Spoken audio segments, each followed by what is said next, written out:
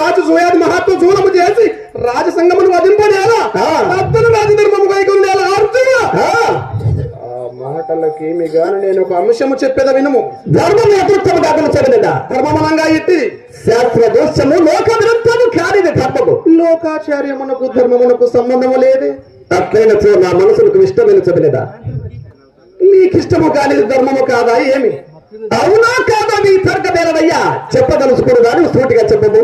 అర్జున్ బావా నీవును నేనును ప్రాణమిత్రులము బంధువులము కదా. ఆ మాట ఎన్నో అబద్ధమేమున్నది నాకు అపకారం తిరుతురాచార్యుడు నీకు కూడా అపకారం.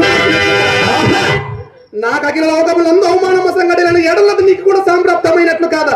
సమస్త విషయములందు నేనేమో నీ కార్యములు నావిగా భావించుతున్నా నీ విట్టు చేయవచ్చునా? నేను వధించగలన్న వారిని శరణమ్మ సంగవచ్చునా? మనము భయులము ఆ దురాత్ముని దండహస్తుని పాలకంపెదము రమ్ము పోవేమా. మీరు ఆనతిచ్చినదంతా నిజమే కానీ అధర్మం వలన నేను భయపడుతున్నాను అయ్యా. నీకంటే భయం వలన పార్థ నేను నీకు వయోప్పుడు కొండిగా వాడు ధర్మమని అధర్మమని విచారింపక ఏ పని అయినా నువ్వు చేయదు.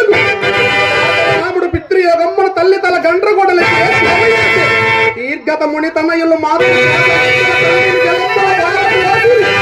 అవునా కావున ధర్మ సూక్ష్మము నడిచి వర్తింపు